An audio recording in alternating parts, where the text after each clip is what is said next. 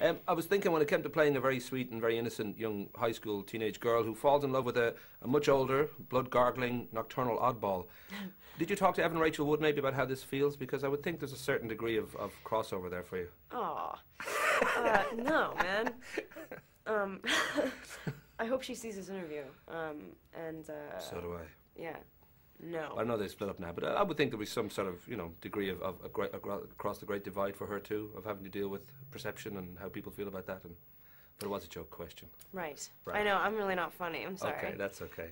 I know the beautiful Robert, he said that at first we read the script and he sort of got into the books and all that, he was a bit worried that this was sort of a one-dimensional character, that how do you play this perfect hunk, and it was really only when he auditioned with you that he sort of saw there was things to be done here. And I don't know, did it take a while for you to sort of feel there was things beyond cliche here, that you could actually make something of this?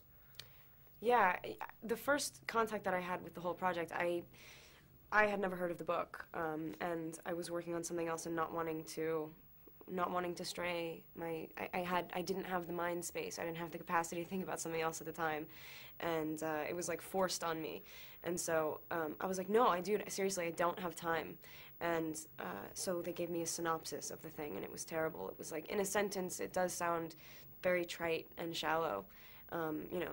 17-year-old girl like falls head over heels, like wants to die for this perfect being. It's like very ideological and far-fetched, and I was just like, nope.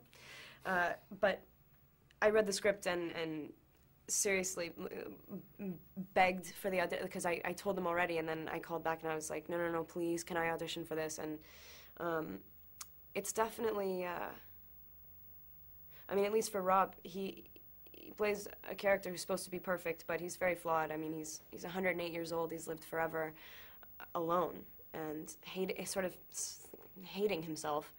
And it's like having a disease. It's like it's not something. It's not good. On the surface, it's something very different. But when you get down to it, it's like quite a hard, strained love story. So. Well, I was going to say, too, that looking at your career, this strikes me almost for both you and Robert like your Titanic moment, that you're kind of building up a steady career, and first noticed in Panic Room, you were wonderful, Into the Wild, and there was a sense of step by step you're going to, kind of make an impression. Suddenly, you're in a movie that does 35.7 million on its opening day and 69 plus on its weekend. I mean, is that something that I don't know if you're entirely comfortable with that, because it does bring those wonderful questions like, what's it like to date the hottest vampire in the world? All this sort of stuff comes at you. Has it been quite an eye-opener? I don't know whether it's been all fun or whether it's been a bit dizzying, really. Yeah, it's been a little dizzying. It's a good way to put it. I'm also, like, entirely disconnected from it. I've already done... What really drives me crazy is when I'm working. It's like I'm a nutcase when I'm working on something. Like, I can't think about anything else. I have, like, total tunnel vision, and thankfully I wasn't aware of it while that process was happening. It all happened afterwards, so it was like, well, thankfully that job is done, because I would have gone mad. So, yeah, I'm not very good at this. I can't, usually, it's easier, actually, when you leave the United States, because people ask you questions and then they want to hear your answers.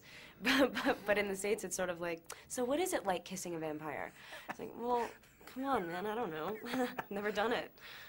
I'm too serious. Like, I can't, I'm very, like, logical. I don't have, like, the mind that, like, jokes around. I just start, like, offending people when I start joking, and then I don't want to do that. So. Same here. Yeah.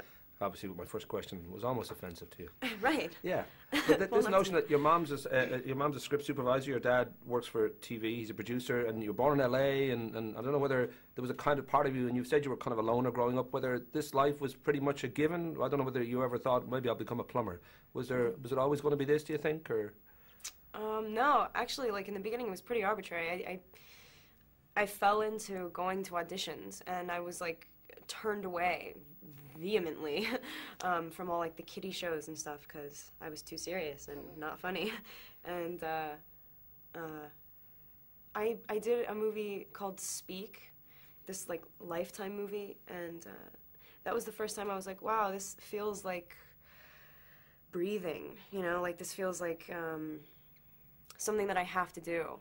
And so I kept doing it. It's good that I started young, too, because I think if I started at any older age, I wouldn't have been able to get past, like, insecurities, and I would have thought about it too much. And do you feel comfortable now, though? Because it seems even there's success there and there's recognition and good kind of critical response, and so you're happy. Yeah, I mean, I'm happy that people seem to like the movie. I mean, at least the critics like the movie. Yeah, I'm happy.